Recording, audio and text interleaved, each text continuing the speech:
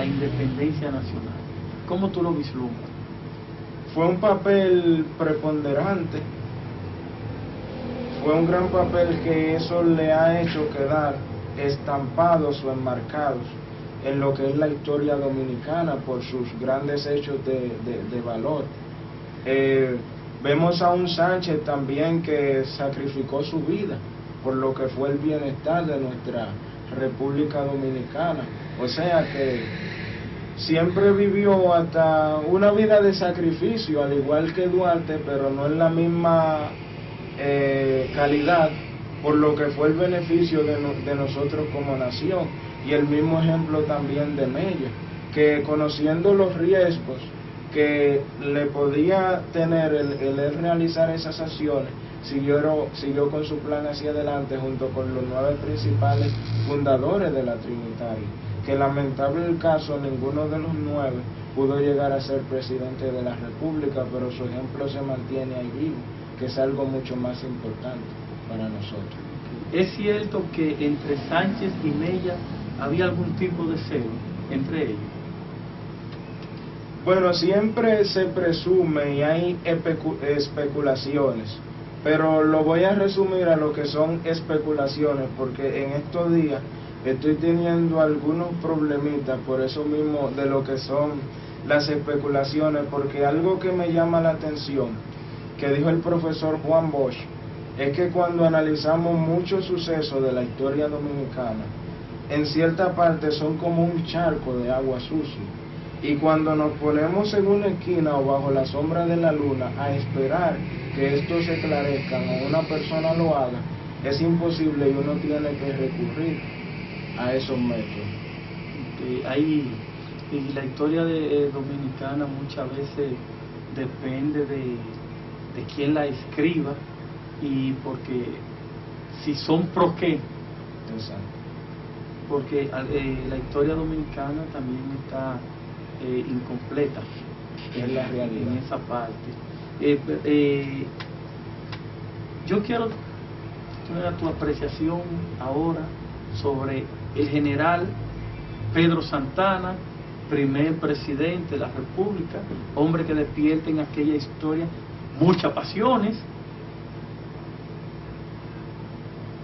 Santana, el hombre que con su sable nos liberó del yugo haitiano, ¿verdad? Fue la primera espada de la independencia. ¿Héroe o traidor? Porque el mismo Santana también fue quien hizo la anexión a España. Para ti, tu apreciación sobre Santana, y si es héroe o traidor. Bueno, la figura de Santana es una figura que siempre se ha puesto mucho en juicio, pero es algo que hay que analizarlo muy bien desde muchas perspectivas, porque cuando la sometemos a lo que son las llaves del conocimiento, la historia donde se desenvuelve tambalea o flaquea, porque es sorprendente como alguien que se entregó a lo que fue a su patria y que dejó tal historial militar después caiga en los errores que cometió.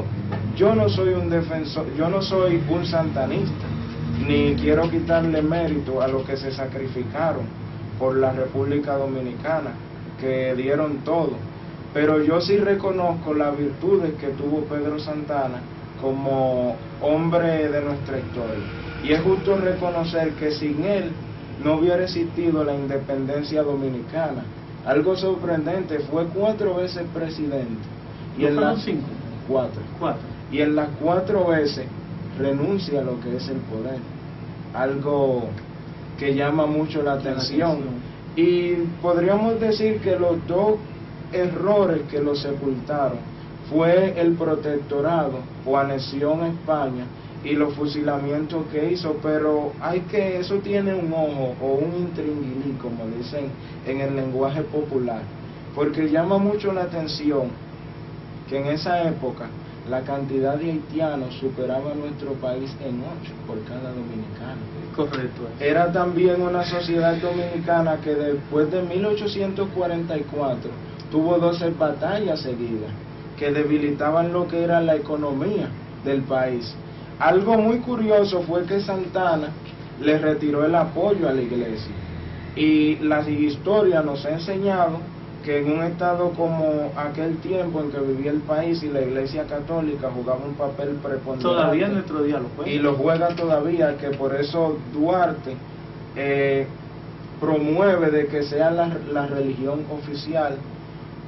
Santana le retira lo que son los recursos a la iglesia, lo cual es una muestra de la gran crisis económica en que vivía la isla. En el caso también de asesinatos como Bonifacio Paredes, que fueron de los que se le atribuyen al general Pedro Santana, cabe destacar que este fue asesinado un 22 de octubre del año 1847 en la provincia del Ceibo, después de ser encontrado robándose un racimo de plátano. Es sorprendente, o sea que muestra la gran crisis económica, política, social y hasta religiosa en que se encontraba nuestro país en aquel momento, y llegó a niveles tan alarmantes que el robo llegó a penalizarse porque llegó a niveles preponderantes. Y en el caso del general Duvergé, que lo admiro mucho y es un hombre que merece mucho respeto y mucho análisis, llama mucho la curiosidad un dato que yo me resistí a creer, y es que el coronel Elías Piña, uno de los pocos documentos que hacen referencia de él, es un documento donde habla precisamente del fusilamiento del general Antonio Duvergé, que se le acusa de haber traicionado prácticamente a un grupo de soldados o compañeros, dentro de lo que se encontraba el coronel Elías Piña.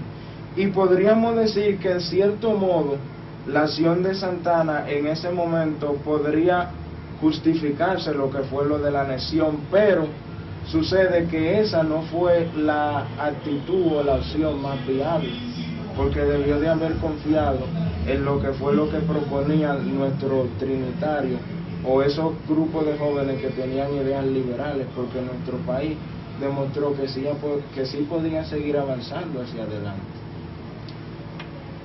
Santana y Buenaventura Báez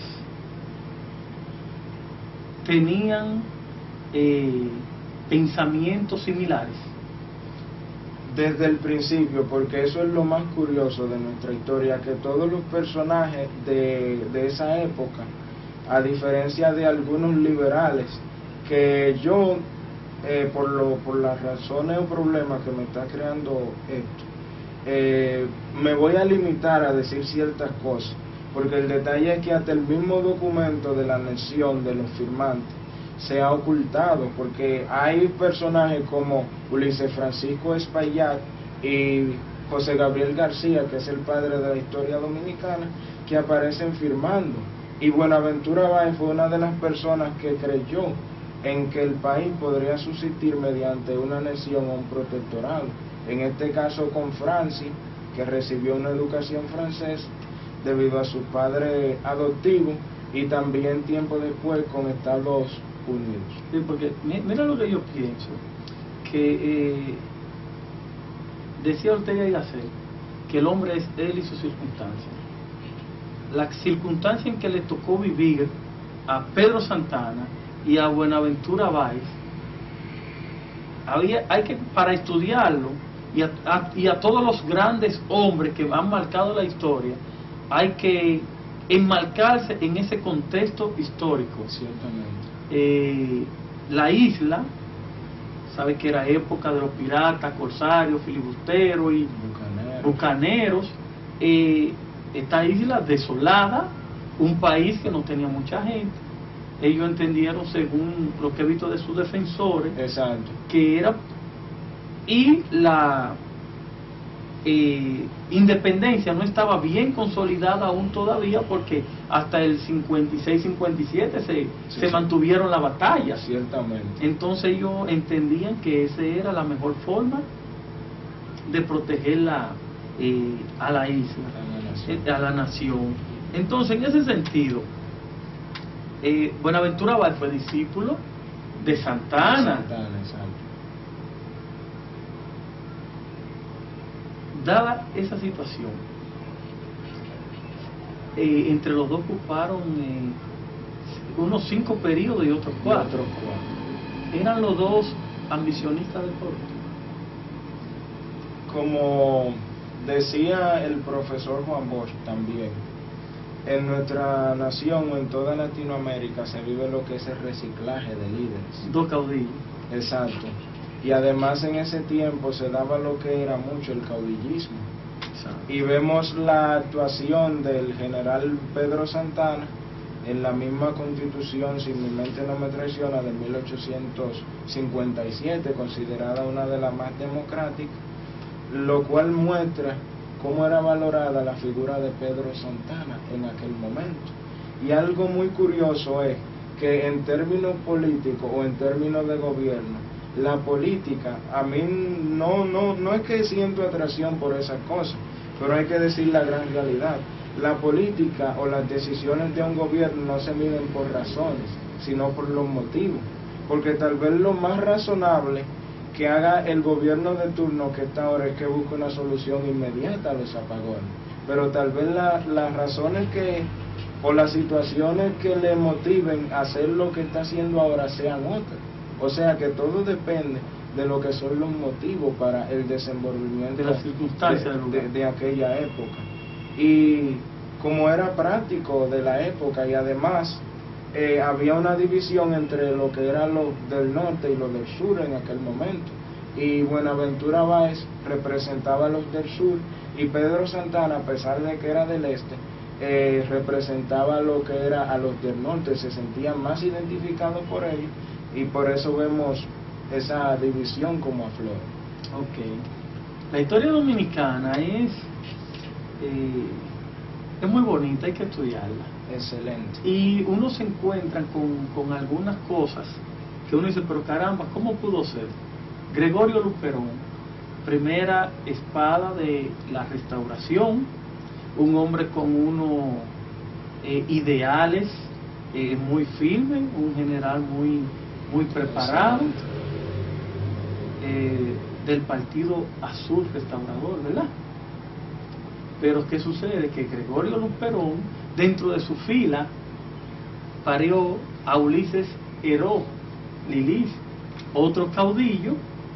¿Cómo tú valoras la figura de Gregorio Luperón y su alumno más aventajado, que entonces, a decirle muchos los historiadores, no llevó el pensamiento y sus ejecuciones fueron diferentes a lo de su mentor?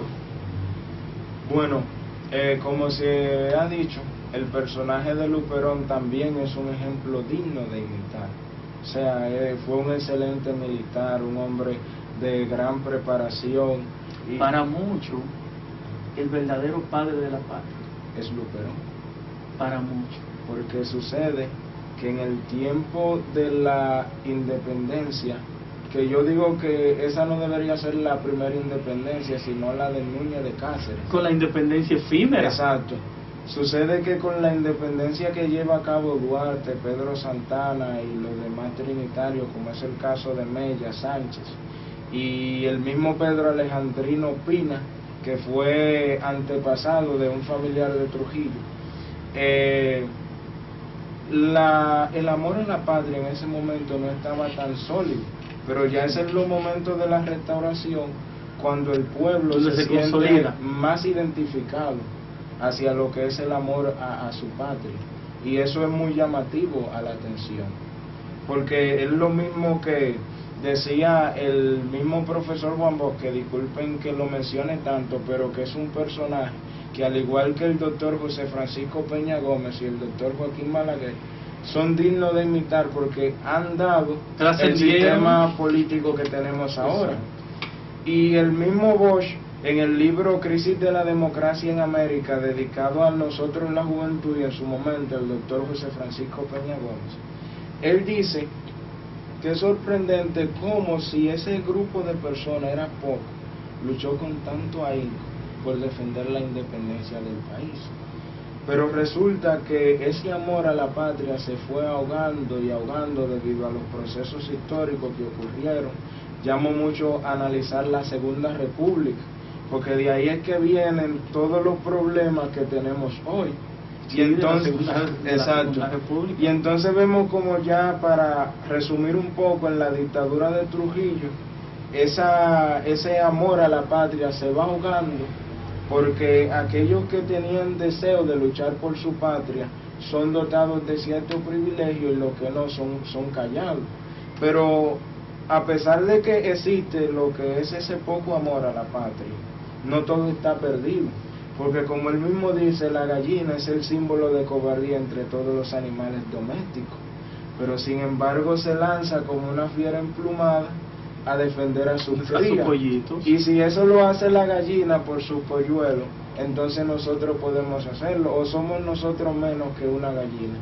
Y entonces llama eso la atención. Y en el caso de Lilis, fue una persona que se supo aprovechar mucho de las circunstancias del momento, y puso o evidenció mucho lo que era la situación política en la que se encontraba el país en aquel momento de gran inestabilidad y crisis. Ok. ¿Y qué valoración, hablan un poco sobre el general Rafael Leonidas Trujillo, que sorprendentemente, sin un quizás, es el dominicano más estudiado, sobre el que más libros se han escrito, la figura histórica sobre la que cada día, a pesar de 50 años de su desaparición física, todavía hablamos de destrujización de los cuarteles, 7 películas, novelas, y es un hombre que levanta todas las pasiones y que todo el extranjero no habla de Duarte, los Perón, los trinitarios, no, Trujillo es el eje central. Un aclarando, me disculpan que yo a lo histórico me vaya a lo argumentativo, el detalle. De hecho, en la misma clase de historia en la universidad, algo que me llama mucho la atención es eso, porque yo digo que los hechos históricos están ahí. Tiene sentido crítico. Exacto, me gusta siempre actuar con sentido crítico y con imparcialidad. Bueno, Trujillo marca lo que es un proceso muy sombrío, pero a la misma vez un poco claro en lo que es la historia dominicana, que es una huella que todavía permanece de manera clara. Es creador del Estado moderno, pero hay que reconocer que todas las atrocidades y barbaridades que hizo todavía permanecen en el pueblo, y hay personas que fueron víctimas de eso, y debemos evitar que dictaduras como la de él se repitan. Pero ¿cuál es el problema por la que muchas personas desean y victorean mucho a Trujillo? Bueno, como dicen por ahí, una caricatura que creo que vi, no me acuerdo, creo que fue producto de mi imaginación. Todos los monumentos que tenemos aquí datan de la época de Trujillo. Tenemos un palacio de Bellas Artes que fue creado, si no me equivoco, en 1.700.000 pesos en aquella época, cuando el tirano. Es cierto, los tiempos han cambiado, pero es sorprendente cómo hoy para amueblarlo se gastan más de 1.000 millones de pesos. Entonces, como dicen, esas son las cosas que se hacen en la democracia que nos hacen pensar en la dictadura realmente, y pienso que son esos pequeños errores que hacen que la figura de Trujillo se mantenga viva, porque realmente el país gozó mucho de lo que fue un proceso de gran avance, pero asimismo de un proceso de gran represión histórica. Y algunos datos que me gustaría señalar es que tuvo descendencia española y haitiana, entre otras cosas. Entonces, entre las luces y las sombras de Trujillo, sabemos que los dictadores, como común denominador, todos poseen, son nacionalistas. Exacto, son patriotas, pero también al mismo tiempo defienden el poder a cualquier precio, porque se vuelven adictos al poder. Entre Trujillo, hay algo, ya casi estamos terminando, pero no quiero que, porque suscitó un debate el día pasado, y lástima que el tiempo se nos acabe para seguir hablando de tantos temas y tantos personajes. Son muchos. ¿Ah? La ley que